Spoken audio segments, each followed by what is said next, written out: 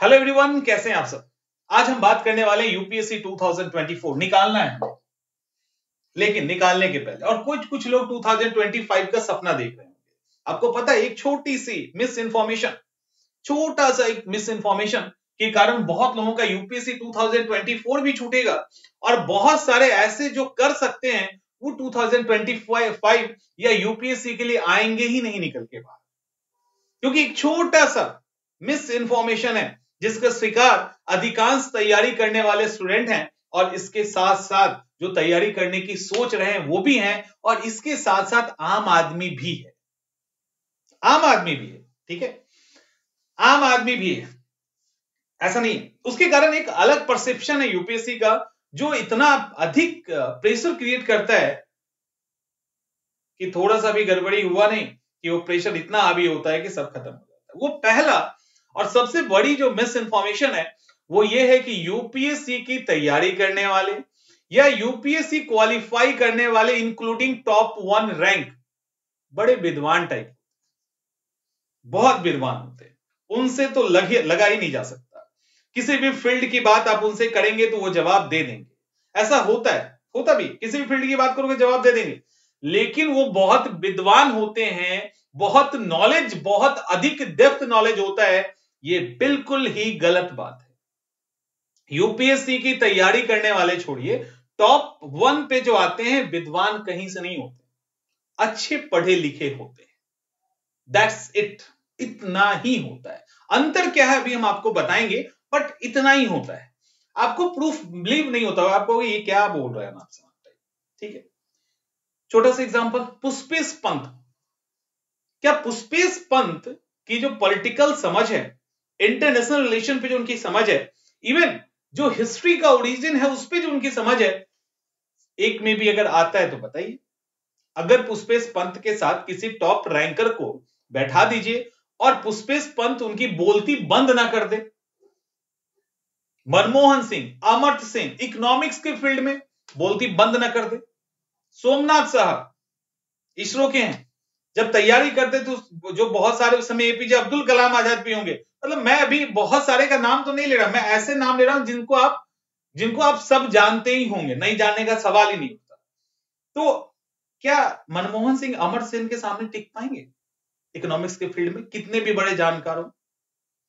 तब तो आप कहेंगे कि नहीं, ये तो आप बात कर रहे हो उनकी जो बहुत बड़े स्कॉलर हैं, बहुत एक्सपीरियंस है, बहुत ज्यादा नॉलेज है उनके पास, तो उनके सामने थोड़ा सा, अब सुन के थोड़ा सा लगेगा आपको, एक UPSC qualified student group D का एग्जाम नहीं निकाल सकता। ग्रुप डी का एग्जाम का पेपर दीजिए, सर पकड़ के वो ना बैठ जाए तो बताइएगा। एक यूपीएससी एस्पिरेंट पीयून के एग्जाम में बैठने वाले कैंडिडेट के सवालों का जवाब नहीं दे सकता, पीयून का एग्जाम उससे नहीं निकलेगा, पीयून का भी एग्जाम नहीं निकलेगा, ग्रुप डी का भी एग्जाम नहीं निकलेगा। हो सकता है बीपीएससी यूपीपीएससी टाइप के एग्जाम भी ना निकले जहां पे फैक्चुअल ज्यादा चीजें हैं, और दूसरी तरफ वो पुष्पेश पंत अमर्त्य सेन के सामने बैठने लायक भी नहीं है, तो लोएस्ट और हाईएस्ट के बीच में वो आते हैं, विद्वान नहीं होते, बिल्कुल ही नहीं होते। समझ में आ रहा है? वो बिल्कुल ही विद्वान नहीं होते। तो ये कि उनके पास हर सब्जेक्ट का, हर टॉपिक का एकदम डेप्थ नॉलेज है, ये बिल्कुल फेक है, एकदम से गलत है, एक भ्रांति है जो हमारे यहां ऐसे पनपी हुई है, जिसके कारण बहुत सारे टैलेंटेड स्टूडेंट डर के हमारे इस फील्ड में आ ही नहीं पाते। उनको लगता है नहीं भैया हमसे नहीं होगा, जबकि वो कर सकते हैं, अच्छे इंसान हो सकते हैं, अच्छे एडमिनिस्ट्रेटर हो सकते हैं, लेकिन उनको लगता है इतना कौन पढ़ेगा, पहली बात। अब इसको ऐसे भी आप रिलेट करो, क्या एक बढ़िया एमबीए करने वाले स्टूडेंट के पास जो एक पर्टिकुलर सेक्टर का नॉलेज है, क्या उनके पास है? इंजीनियरिंग करने वाला स्टूडेंट जो बता सकता है, मेडिकल करने वाला जो बता सकता है, इट मीन कि सारी चीजों में एक्सपर्ट नहीं होते, पहली बात, ये एकदम कंफ्यूजन दूर कीजिए। दूसरा, अब आपके मन में आएगा, मैंने ये नोट कर रखा है कि क्वेश्चंस क्या आते हैं, तो औरों से यूपीएससी वाले अलग क्यों?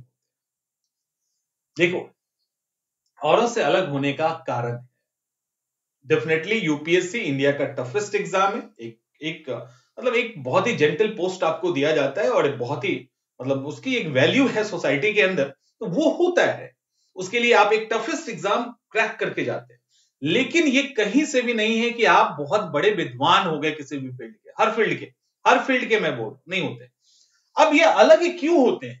क्योंकि जब यूपीएससी की बात होती है ना और अदर एग्जाम की बात होती है, अदर कोई भी आप एमबीए कर लो या कुछ भी कर लो, सीए बन जाओ, सीएस बन जाओ, कुछ भी कर लो, और यूपीएससी, यहां पे क्या है, यूपीएससी के अंदर डाइवर्सिटी, यूपीएससी के अंदर आपको मल्टी सब्जेक्ट पढ़ना है। जहां एक एमबीए करने वाला बिजनेस मैनेजमेंट यानी बिजनेस के अंदर के मैनेजमेंट को बहुत ही डीपली पढ़ेगा, जहां एक सीए और सीएस करने वाले अपने सेक्टर का, इंजीनियरिंग करने वाले, मेडिकल करने वाले अपने सेक्टर के अंदर एक्सपर्ट होंगे। उनसे पूछिए प्रेमचंद के बारे में तो नहीं जान सकते, उनसे पूछिए, एक एमबीए करने वाले से पूछोगे अरे भूकंप कैसे आ जाता है, उससे सिंपल से ये भी पूछ लोगे ना, हवा कैसे चलती है, इसको पता ही नहीं है, लेकिन ये करोड़पति आपको बना देगा।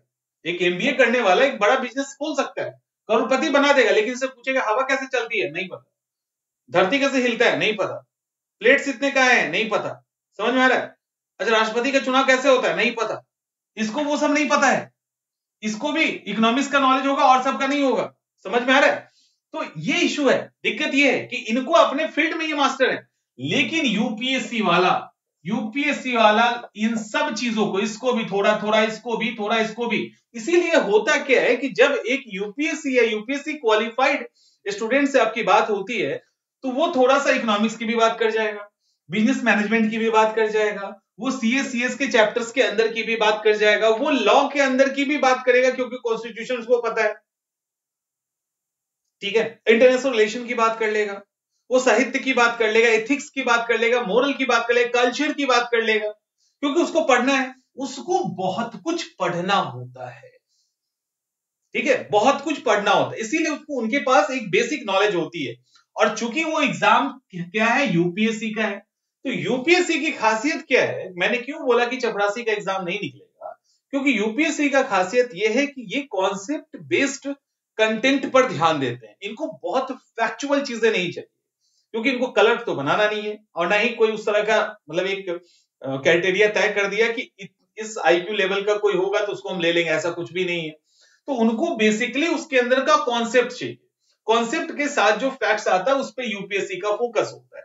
तो यूपीएससी की तैयारी करने वाले क्या करते हैं, जो चीजों को पढ़ रहे होते हैं उसको थोड़ा सा डेप्थ में पढ़ते हैं, उसको समझ समझ के पढ़ते हैं, तो उसको एक मोटा मोटी अलग अलग फील्ड का एक अंदाजा हो जाता है, एक आइडिया हो जाता है, क्योंकि एज ए डीएम उनको इकोनॉमी भी देखनी है, पॉलिटी भी देखनी है, लॉ एंड ऑर्डर भी देखना है, उनको मतलब समझ में आनी चाहिए कि इलेक्शन हो रहा है, इलेक्शन प्रोसेस क्या है, या अगर वहां की ज्योग्राफिकल कंडीशन, सॉइल, क्रॉप क्या चल रहा है, तो वो सब बेसिक समझ आनी चाहिए। वही बेसिक समझ यहाँ पे उनका डेवलप हो जाता है, जो अदर एग्जाम में अदर स्टूडेंट्स का नहीं हो पाता।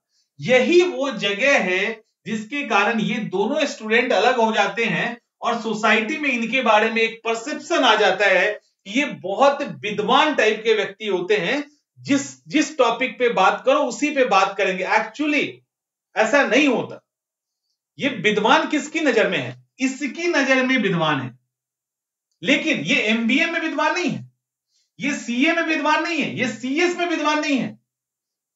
जब इससे बात करेंगे ना तो इसके साथ जो ये आदमी जब एमबीए की बात तो करेगा नहीं उससे, ये आदमी उससे पॉलिटिक्स की बात करेगा, आईआर की बात करेगा, सॉरी आईआर की बात करेगा, या कुछ करेगा, वहां पे ये एकदम धनाधन जवाब दिए जाएंगे, क्योंकि ये सब उसका मास्टर है नहीं, इसको लगेगा अच्छा ऐसा है।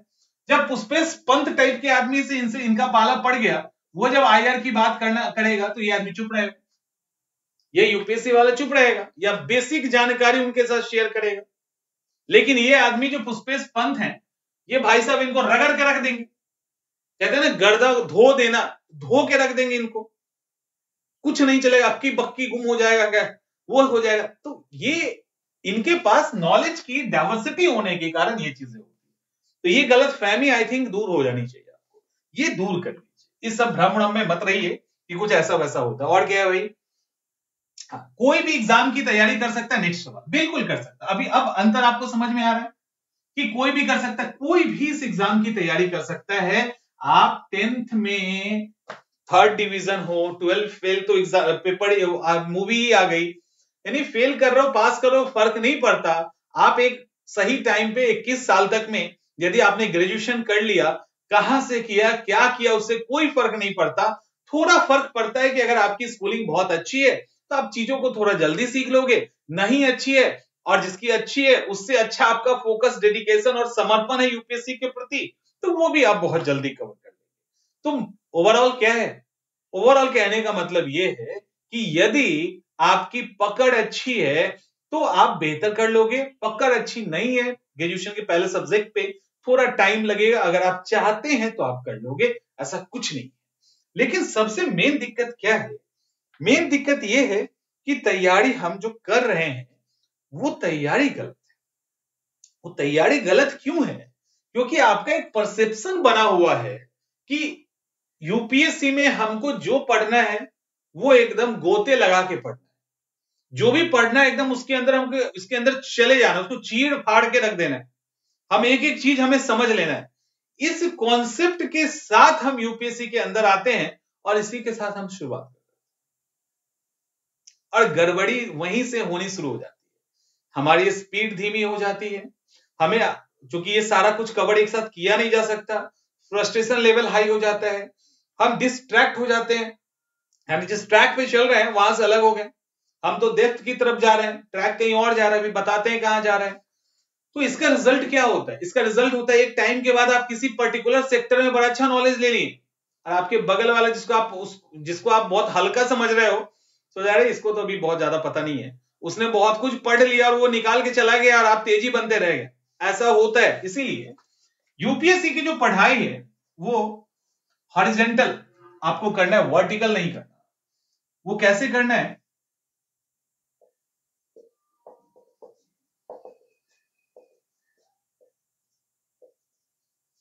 ठीक है,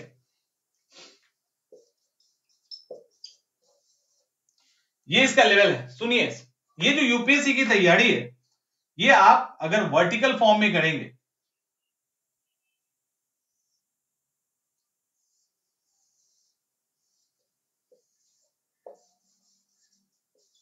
अगर यूपीएससी की तैयारी आप वर्टिकल फॉर्म में करना चाहते हैं तो आप फेल कर रहे हो।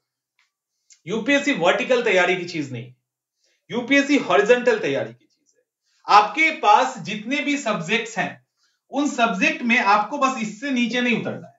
ये जो आपका लेवल है ना, लास्ट तय कर लीजिए, इस लेवल से नीचे की कहानी नहीं है। इसके नीचे आप जब जाने लगेंगे हर सब्जेक्ट में, एक आध दो में चलेगा, आपका इंटरेस्ट है तो बात अलग है। अगर सब सब्जेक्ट में जिसमें ऑप्शनल आपने लिया है तो नीचे उतरिए, आपको कोई दिक्कत नहीं है। ऑप्शनल की तैयारी आप ऐसे कीजिए, चलेगा, जितना उतरना उतरिए। लेकिन आप हर सब्जेक्ट के हर चैप्टर में नीचे उतरना चाहेंगे तो नीचे आपको फेल करने का जो एक स्लैब है यहां पे आप खड़े हो जाएंगे आप, क्योंकि कोई भी हर सब्जेक्ट में विद्वान नहीं बन सकता और अगर बन रहा है तो वो फेल करना ही है उसका। तो आप इस फेल वाले फ्लोर पे आ जाएंगे, यहां पे भी फेल वाले फ्लोर पे आ जाएंगे और कुछ नहीं हो सकता।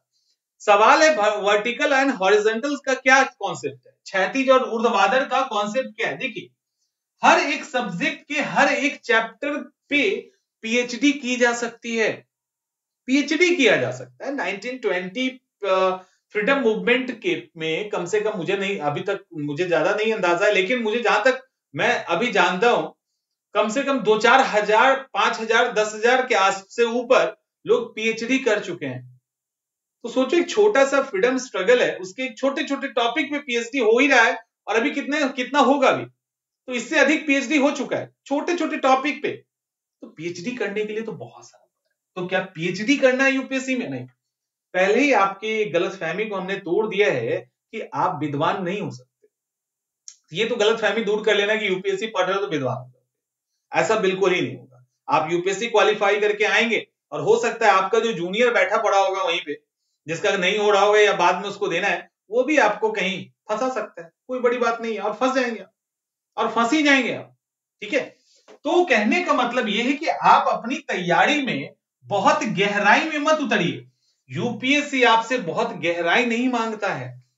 यूपीएससी आपसे जो जीएस का पेपर है उस जीएस के स्टैंडर्ड में आपसे एक समझदारी मांगता है कि आप उसमें समझदार हो जाइए।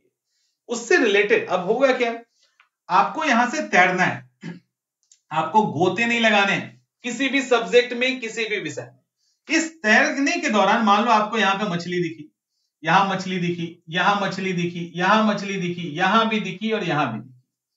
तो चूंकि आपका ये जीएस वाला सेक्शन है, इस मछली को उठा लीजिए, इसको भी उठा लीजिए, इसको भी, इसको भी, इसको भी, इसको भी। इसके नीचे भी आपको दिखेगी मछली, इसके नीचे भी दिखेगी। हो सकता है कि सोने की मछली हो, ये भी हो सकता है कि नीचे सोने की मछली हो। आपको नहीं जाना है लालच में, आपको बिल्कुल लालची नहीं बनना है। आपका जीएस का सेक्शन यहीं तक है और सवाल भी यहीं से पूछा जाएगा, क्योंकि इसके नीचे जाएंगे तो सोने का भी मिलेगा और हीरे का भी मिलेगा। क्योंकि जब किसी भी विषय की गहराई में आप उतरते हो तो अंदर बहुत कुछ है उस सब्जेक्ट के अंदर, बहुत कुछ है उस सब्जेक्ट के अंदर, जिसको आप इस जीवन में पूरा नहीं कर सकते, इस जीवन में नहीं कर सकते। और यूपीएससी के आपको यूपीएससी का हर सब्जेक्ट पढ़ना है। तो यूपीएससी वाले बेवकूफ थोड़ी है कि आपको यहां से पूछेंगे सवाल, आपसे कभी नहीं पूछा गया, आज तक नहीं पूछा गया। तो आप इस दौरान ये सब क्या है, ये सब आपके सब्जेक्ट, आपका जो विषय है ना उसका कॉन्सेप्ट है, कीवर्ड है, ये कीवर्ड है एक्चुअली। तो इन कीवर्ड्स को आप उठा लोगे। जैसे मान लो मॉनसून पे सवाल पूछा गया, तो यहां पे जेट स्ट्रीम आ गया, यहां पे वेस्टर्न डिस्टर्बेंस आ गया, और क्या यहां पे एल नीनो आ गया। हो सकता है ना, ऐसे सवाल आ सकते हैं ना। तो अब जेट स्ट्रीम आ गया तो एक बार समझ लीजिए, एल नीनो आ गया समझ लीजिए, प्लेट टेक्टोनिक्स की बात होगी, कॉन्टिनेंटल ड्रिफ्ट थ्योरी की बात होगी, तो उसके अंदर कुछ कॉन्सेप्ट है उसको समझ लीजिए, भाई प्लेट टेक्टोनिक क्या होता है। तो ऐसे जब आप चलेंगे तो बीच बीच में हर सब्जेक्ट के इस तरह के कॉन्सेप्ट आता रहेगा, जिसको कीवर्ड्स कह सकते हैं। यूपीएससी का सारा गेम इसी कीवर्ड्स पे है। यूपीएससी के कीवर्ड को, के कॉन्सेप्ट को अगर आपने क्लियर कर लिया, यूपीएससी कहीं नहीं जाएगा। तो ये अगर वर्टिकल गोता लगाने के चक्कर में पड़ गए, जो लोग पड़ जाते हैं, कई बार क्या होता है किसी को पॉलिटी आसान लगती है, खो गए पॉलिटी के अंदर विद्वान बनने के चक्कर में, 3 महीने उसी में निकाल दिए, सवाल 10 आ रहे हैं, 12 आ रहे हैं, निकल गया 3 महीना। उसी तरह से किसी को ज्योग्राफी अच्छा लग रहा है, उसी में 6 महीने खोए हुए हैं, किसी में इकोनॉमिक्स अच्छा लग रहा है, उसी को 4 महीने से पढ़ रहे हैं। नहीं, हर एक को आपको एक बैलेंस टाइम देना है, एक बैलेंस जहां तक जरूरत है वहां पढ़ लेना है। और जितना भी इश्क और प्यार आपको सब्जेक्ट से है ना, जब नौकरी हो जाए उसके बाद दिखाते रहिएगा, कोई दिक्कत नहीं। नौकरी के पहले मत दिखाइए, नौकरी के पहले दिखाओगे तब तो मामला फंस जाएगा, फिर उसी इसमें ही रह जाएंगे आप और बाकी सब छूट जाएगा। तो यहां पे आपको हर सब्जेक्ट के साथ प्यार करना है। तो हॉरिजेंटल एंड वर्टिकल का जो फॉर्मूला है वो यूपीएससी के लिए बहुत जरूरी है। हर एक कहा जाता है कि हर एक सब्जेक्ट में एक बेसिक कॉन्सेप्ट होते हैं, उसी बेसिक कॉन्सेप्ट से यूपीएससी को प्यार होता है। जितने किताब हैं आपके पास, जितने नोट्स हैं, जो रिकमेंड किया जाता है वहीं से आपको पढ़ के निकल जाता है, और लोग वहीं से पढ़ के निकलते हैं। तो आपको उसमें से मिलता नहीं है, उसमें होता है। मिलता इसलिए नहीं है कि इसको आप बार बार नहीं पढ़ रहे हैं, एक्चुअली इस रास्ते से आप बार बार गुजरोगे। अगर बार बार गुजरेंगे तो क्या होगा आपको पता है ना, यहां से यहां तक के सफर में ये कितनी बार आएगा। उसके बाद जब दूसरी बार आप नॉर्मल रोड है ना, नॉर्मल रोड है, इस रोड में यहाँ पे ठोकर है, यहाँ ठोकर है, यहाँ ठोकर है। नया अगर जाएगा, कोई नया जा रहा है तो वो तीनों में टकरा सकता है, धीरे धीरे नहीं चला तो। पुराना गया, पहले दिन टकराया, दूसरे दिन टकराया, तीसरे दिन टकराया, चौथे दिन याद हो जाएगा अरे 3 ठोकर है। चौथे बार क्या याद होगा उसको, इस रोड में 3 ठोकर है, तो वो पहले से लाट है। 5वें दिन याद होगा, अच्छा उस घर के पास ना, या उस मंदिर के पास एक ठोकर है, एक से बच गया, यहां टकरा गया। जब 5वें वार्ड में ट्रिप में आएगा तो कहेगा नहीं एक और इसके बाद ना इस पर्टिकुलर, तो धीरे धीरे करके वो फ्रेंडली हो जाता है। तो उसको आंख बंद कर रात में भी गाड़ी चलाएगा ना, तो एक भी इस तरह का जो भी ठोकर है उसमें उसको कोई दिक्कत नहीं होगा, कोई गड्ढा आएगा उसको कोई दिक्कत नहीं होगा। उस वही हाल यहाँ पे। अगर आप बार बार यहां से ही जाएंगे तो आपको कोई तकलीफ नहीं होगी, लेकिन अगर गोता लगवाने लगेंगे भटक के आप, तो फिर आप तकलीफ में आएंगे और आपका सिलेबस कंप्लीट भी नहीं होगा, और आप किसी पर्टिकुलर सेक्शन के विद्वान बन सकते हैं, वो भी बनेंगे नहीं, क्योंकि आपके पास जो किताबें होती हैं वो आपको कभी विद्वान नहीं बना सकता। इन किताबों को पढ़कर विद्वान नहीं बनते। जो एकेडमिक किताबें हैं आपके पास, इससे आपका कुछ नहीं हो सकता, इससे आपको उस फील्ड का एक बेसिक नॉलेज मिलता है। तो विद्वान बनने का सोच रहे हैं, वो आपके पास बुक ही नहीं है कि आप उसको पढ़ के और उस फील्ड में आप माहिर हो जाएंगे। ठीक है, तो आपको उसके अंदर नहीं जाना, आपको इसी को फॉलो करना है। अगर आपने इस तरह से तैर कर तैयारी किया तब तो यूपीएससी के भवसागर को पार कर जाए। लेकिन अगर तैरा नहीं और इस फ्लो में गोताखोर की तरह डुबकी लगाते रहे हर सब्जेक्ट, हर चैप्टर, हर एक फैक्ट्स पे, तब तो कहानी खत्म, तब नहीं हो सकता। तो ये जो एक भ्रम है यूपीएससी को लेकर, उसको तोड़ दीजिए और अच्छे से तैयारी कीजिए। डेफिनेटली एग्जाम निकलेगा और अभी जितना समय बच रहा है इतने में तो यूपीएससी का एग्जाम क्रैक किया जा सकता है। क्लियर? तो इस एक जो एक गलत इंफॉर्मेशन था ना, वो इंफॉर्मेशन ही वजह है इतने सारे कंफ्यूजन। तो उसके कारण हमको लगता है कि आपको दिक्कत हो सकता था, अब नहीं होना चाहिए। क्लियर? चलो मिलते हैं अगले वीडियो में।